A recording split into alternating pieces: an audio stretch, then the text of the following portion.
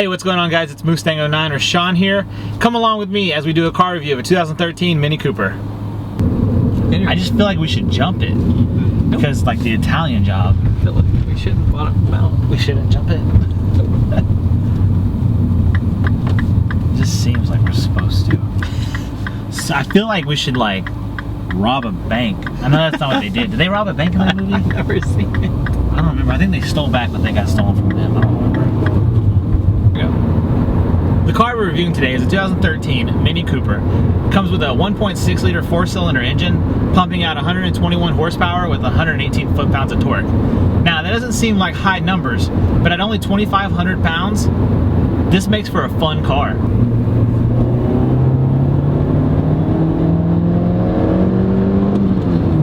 And 50.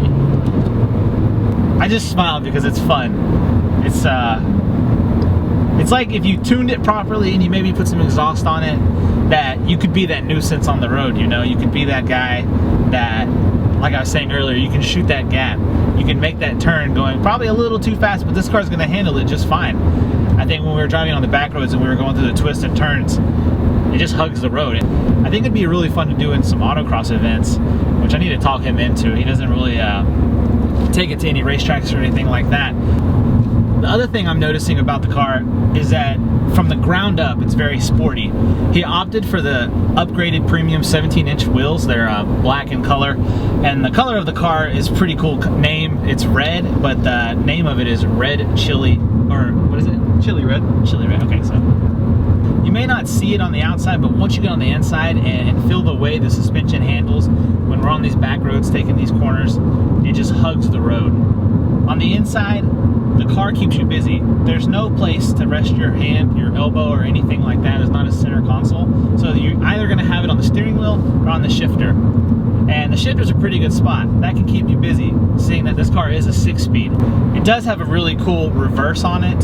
So my car, when I want to go into reverse, it is all the way up into the left, and I have to push down on it and shift over. This one, you simply just push harder. So you can't accidentally get in there because you actually have to put more force into it, which would just make it feel really weird if you were to shift that far over and have to put that much leverage onto the shifter. So a really cool safety feature, but at the same time, very practical. Another thing I can really appreciate about the Mini Cooper is just how high-tech it is. It's got a lot of new technology in it.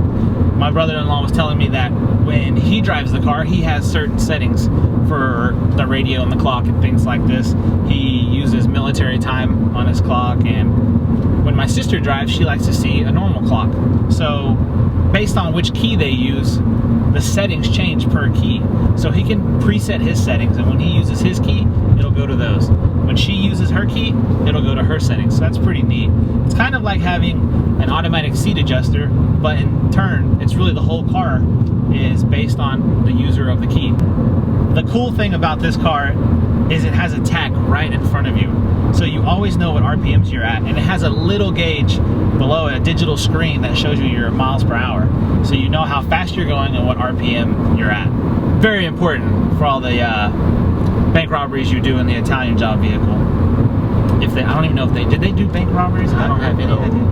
I have no idea. Knowing the numbers, the weight, and the horsepower and torque ratings, I would think the car would do a 0 to 60 in a decent time. 7.3 isn't too shabby. Here we go.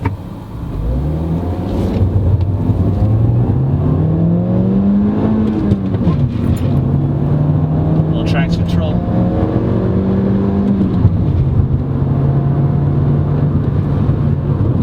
So really smooth. Each gear kind of shifts equally. There's not a harsher gear than the other. I kind of get the feeling though that if I were driving this in traffic, like on a highway, I could just zip into that spot.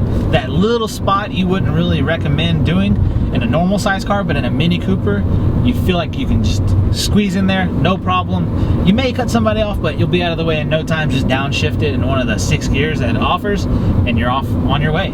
So I think it's real fun, sporty little car. I keep saying little, and that's not to knock it at all. It makes it better. It makes the experience that much more fun and enjoyable. It's gonna take forever. There's so many screw ups. This car offers a great pairing between the clutch and the shifter. The clutch in this car is no nonsense. It's simply to the floor and up, and it's a very short engagement period there. It doesn't take forever. Unlike the Mustang, where the Mustang engages towards the top of the release of the pedal, this one just happens instantly, which is amazing. And that pairs with the shifter so well because the shifter kind of has some longer throws to it, but at the same time, with the shortness of the clutch, you can get it into gear so quickly, and it just grabs. And the good thing about the shifter is it's very mechanical feeling. It's like you have complete control over the entire car and what gear you're in. There's no really mistaking what gear you're in, just because of how notchy it is and how well it feels when you put it into a gear. You know, I'm in third, fifth, whatever it may be. Something really cool about Mini Coopers that they're kind of known for is they have a huge speedometer in the middle of the vehicle. And I don't know if that's to impress your passengers or scare the living hell out of them, but it says 160 is the top speed. And I don't know if this car can do it, but if it did and my passengers saw that, they'd probably be freaking out. I don't know if I want my guest knowing that I'm going that quick. It's just kind of funny to me how it's just on display for the whole car to see how fast you're going. I think it allows a lot of room for a backseat driver to gripe at you. You're going over the speed limit, you need to slow down, or you're driving so slow, you need to speed up. But I think it makes a good look to the car. It's something that Mini Cooper is known for. They have the huge speedometer in the middle. But I like it. It's not unappealing to me. I think it's pretty neat. And like I said, I guess my wife could keep an eye on me while I drive the car and make sure I'm not speeding and getting another ticket. Because we all know Mustang doesn't need any more tickets. He's had plenty. So you've heard me say it 4 or 5 different times, this car is a very sporty car, but at the same time it's very eco-friendly. He's averaging mid to upper 30s in the mile per gallon range, and I think his last tank he just got 500 miles to the gallon, or to the tank. That's awesome. That's averaging 39.5 miles per gallon for one entire tank. Even with me putting this car through its paces, I'm still averaging 31.5 miles per gallon. Driving it on the back road, stop and start, doing a dig, 0 to 60 basically, a 30 to 50 mile an hour pull, and still getting really good gas mileage out of it. Some of you may not know that standard transmission cars, manuals, they do come with cruise control. His does, as does the Mustang. He also opted for some premium upgrades, like the mood lighting. He can adjust to any color he wants throughout the scale of the rainbow, so that's really nice. It has lighting in the footwells and the door handles and the center console above the main speedometer and the dome lights. You can change those colors, so you really just get this all-enhancing mood with whatever color you feel for the day. I just want to say thank you so much for watching this review of the 2013 Mini Cooper. Make sure you leave a like down below for my brother-in-law. He let me use his car, let me drive with his brand new gas he just put in it. We really didn't move the needle that much, and we did put some miles on the car, so that just is all tells you how well it gets on the mile per gallon. But I had a blast. Really fun car, and it was awesome. It's cool to drive a car that's not yours and have that kind of permission, and he let me get on it a little bit and actually put it through its paces. So make sure you leave him a like.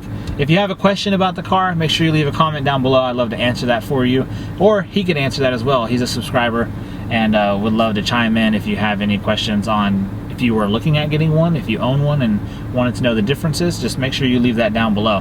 Thanks as always for watching, and we'll see you guys later. Take it easy. This is the key. Pretty amazed by this. So it's a fob and a key all in one. You just slide it in. Pretty neat.